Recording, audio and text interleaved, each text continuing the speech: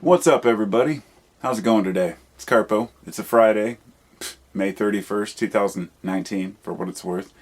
And I just was out in the yard doing some yard work. I've been cleaning up the kids' room, trying to get some shit done. And I've been thinking a lot throughout the day, and I just kind of popped out here to make a quick video and make an audio recording here so I can put it on Patreon as well, for what it's worth. Sometimes I wonder why I even document my thoughts in more than one place, as if my thoughts are really worthy of some, future criticism, or whether I'm actually going to go back and listen to them, or, even whether I might even stand behind my thoughts that I feel today in 10 years. And that's really what I wanted to talk about. We change over time, and our ideas change over time if we are honest enough with ourselves and we are willing to change. And it doesn't always have to be, well, it's not always for the better, and it's definitely not always for the worse. Sometimes the world can really break us down. And so the question I should pose, which I wanted to discuss in this video, was, why is it that some days I wake up feeling completely motivated, and other days I wake up feeling like shit? Or more than that, why is it that the days when I wake up right away and my eyes pop open and I'm like, I'm going to tackle the day, then within a couple hours I just feel totally unmotivated, and maybe I'm just sitting there on the couch or going through emails, whatever it might be, and I'm just like, oh, this is so hard to do. And then some days I wake up and I'm really super tired. It's almost like I want to go back to sleep, and I'm like, all right, I'm going to get up, get my coffee, and within an hour I'm cleaning up and doing stuff. What is it that triggers us to get shit done when we need to get shit done? And man, it's a lot more difficult than it may seem.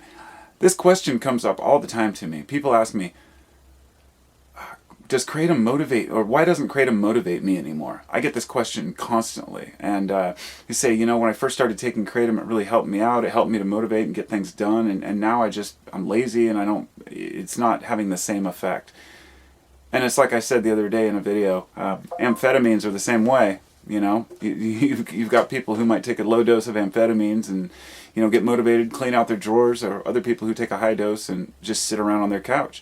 It's not always dose dependent, and it's not always drug dependent, and I don't know why my phone has to only ring when I've got shit, when I'm trying to make a video. So piss off, people. So, anyhow, I've really pondered this a lot. What is it about substances that help us through the day? And I guess this video isn't particularly about that, and as I said, I didn't really have a preconceived idea of what I was going to talk about here, but it was mostly motivation. And people always ask me about dopamine. Should I take Mucuna?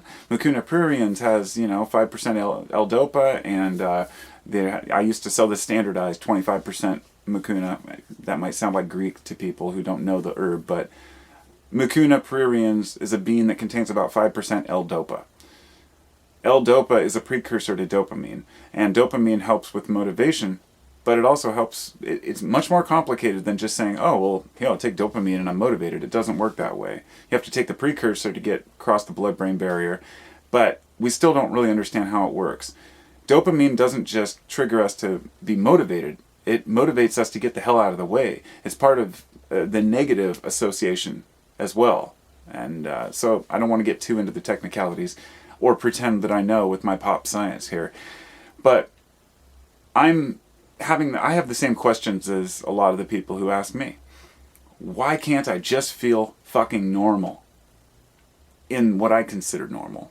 Why can't I just get up and go about my day and feel good about everything I do? Well, of course, that's a pipe dream. I have no, misgivings about this life and the idea that it's going to be simple somehow. I've talked to people who take various pharmaceuticals, SSRIs, selective serotonin reuptake inhibitors, which are usually antidepressants, or maybe take anxiolytics like Valium or Klonopin or, Atizolam or Aprazolam. There are a million different ones. But the idea that we can remove the anxiety and depression through a pill is something I'm very wary about. People might judge me if they knew that I smoked pot. Fine, so be it. Or maybe I have a beer in the evening. Fine, so be it. Take my Kratom in the morning. But being judged by people who take pharmaceuticals is is a bit ridiculous in the sense that the half-life of some of these drugs can convince you that you're feeling great all the time. All I want to say about that is that these drugs people take, pills, whatever they may be, whether they're anxiolytics or antidepressants, I'm not totally opposed to that idea.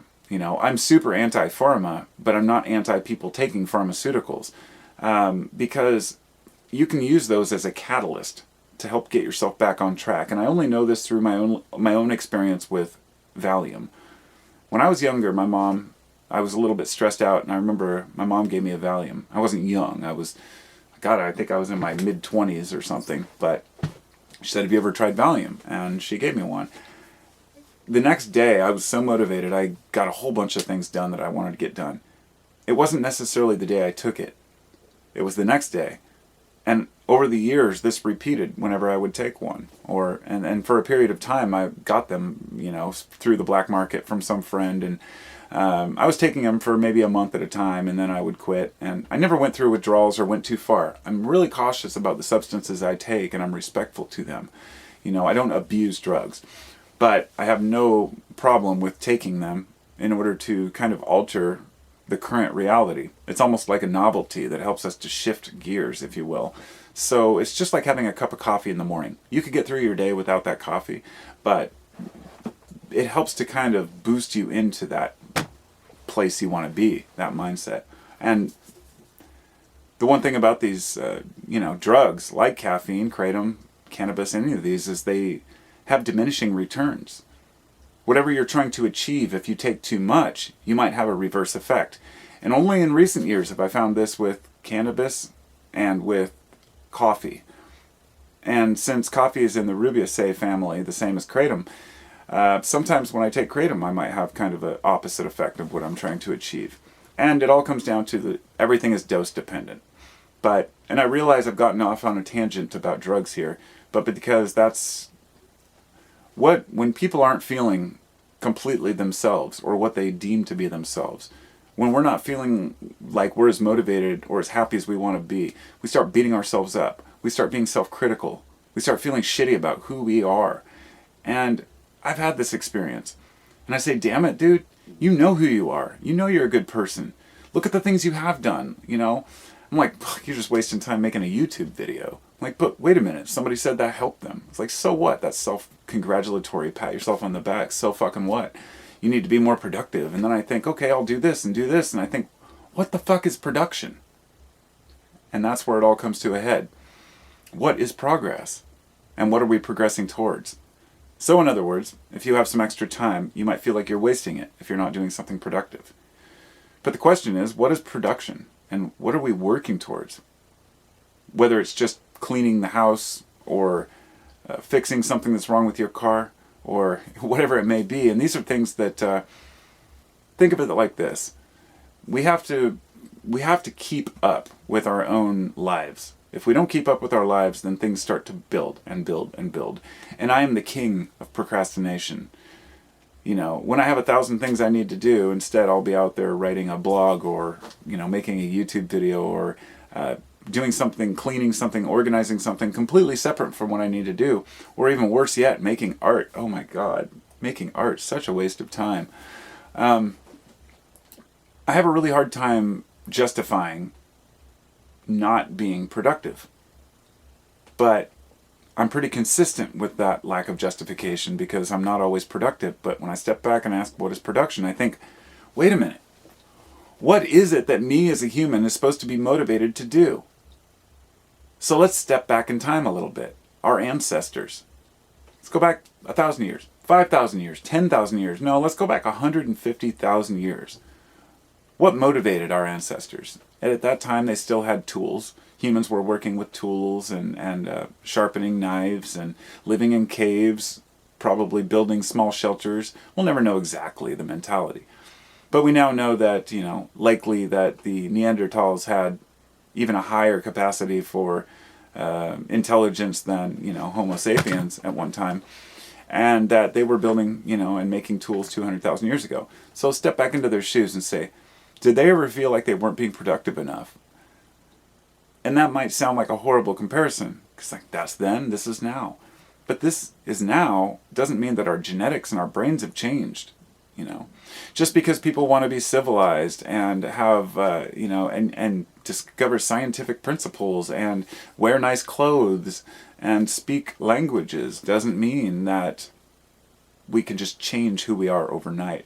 So what I'm getting at is that our ancestors most likely went out, got the food they needed, and then enjoyed the rest of their time in the day. You know, the idea that they were out constantly hunting and constantly fighting is ridiculous. Even nomads, you know, yeah, they would wander from place to place, but the idea was to set up shop, you know, eat while while you had food there, and then move on to another place. Everybody, there were nomads and there were established cultures. Once we finally had some extra time, we had time to think about, well, I could be doing this. And then we finally had the ability to do something we'd never been able to do, which is use our extra time to intelligently create, write down ideas, and build and invent things, and brought us to where we are today, where our ancestors have brought us magnificent discoveries and contraptions, and we are living in a time now where everything's at our disposal, at least it should be, but we've seen something in humanity that we didn't see before, you know, that we didn't realize until it got to this point, which is that there's no utopia. When you get a community that's too large, what happens is people are no longer responsible or held accountable for their errors because they can hide behind a curtain of a corporation or a government agency, whatever it might be, protected by soldiers, by bodyguards, you know, just by us and them type attitude. And I think this is important. It's why we're frustrated, because we're constantly told to be productive. That, you know, go to college and, you know, learn a trade and get a great job. And who are the people who are telling us this? The people who have never figured it out for themselves. The people that I am now, that we are, you and I as adults are now. We're the people who we looked up to when we were kids. And they said, yeah, this is all you got to do. You know, don't worry about it. Just be productive. Get shit done. And the whole of society is built on the sweat and blood and tears of, you know, billions of people who work their ass off to make other people rich so they can sit on their fat mattresses and their golden underwear and eat pudding pops all day. Whatever. You know, it's so we get angry and we think, why should I be working so hard for somebody else's pocketbook? All of these things, I know that we all consider them. Understanding the economy doesn't help. Understanding human nature doesn't help. I should say, doesn't solve the problem. All of these things can help. Everything I've learned has helped in one way or another, but it hasn't solved the problem of back to myself. What do I expect of myself in life? What is my motivation for getting the things done I need to get done or I want to get done? Is it to keep up with the Joneses? Is it to grow, build a company? Is it to have some memory of me when I'm gone? I don't know. I question my own intentions, even for YouTube. I don't even know why I do this. Partially for myself, partially for others, but probably always for myself. You know, I've even been down to that altruism realm. People who spend a lot of extra time helping others, and how sometimes it comes down to us feeling good about what we've done, and then we start questioning, well, is altruism selfish? We think too much.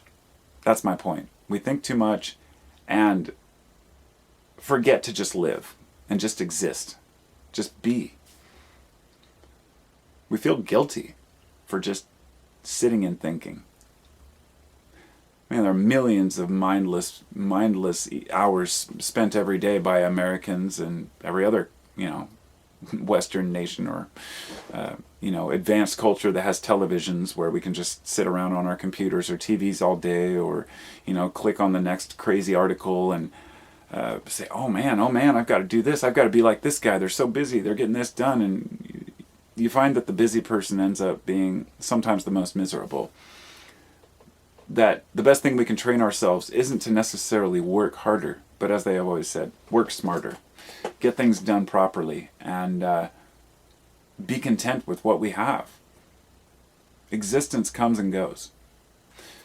We're all going to die one day.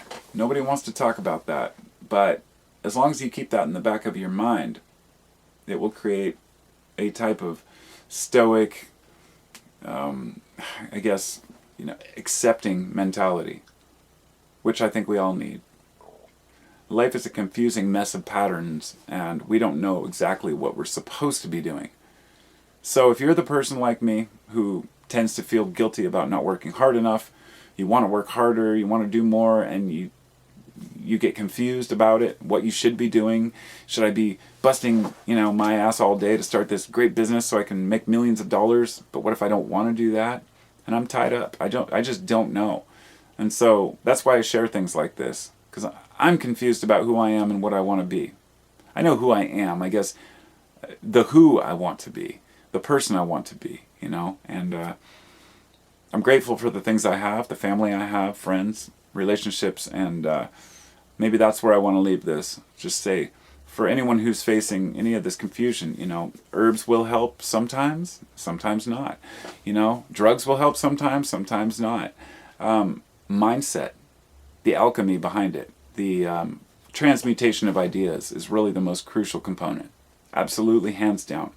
Because if you wake up and you feel motivated, and you stub your toe and you think, this is going to ruin my day, don't ever do that. Stop yourself from ever saying, I'm going to have a bad day now.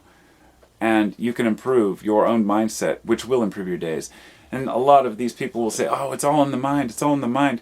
There's a lot of hokey bullshit about this, where you can just wish your way to happiness and success. It doesn't work that way. It's about putting out the mindset that you want to accomplish something, and your brain will find the way to follow through. You can manifest your destiny. First, you have to know what it is. I'm still working on that. Have a wonderful day, and take care, everybody. And I will see you when I see you. Or maybe you'll see me when you see me. Thanks for listening. Peace.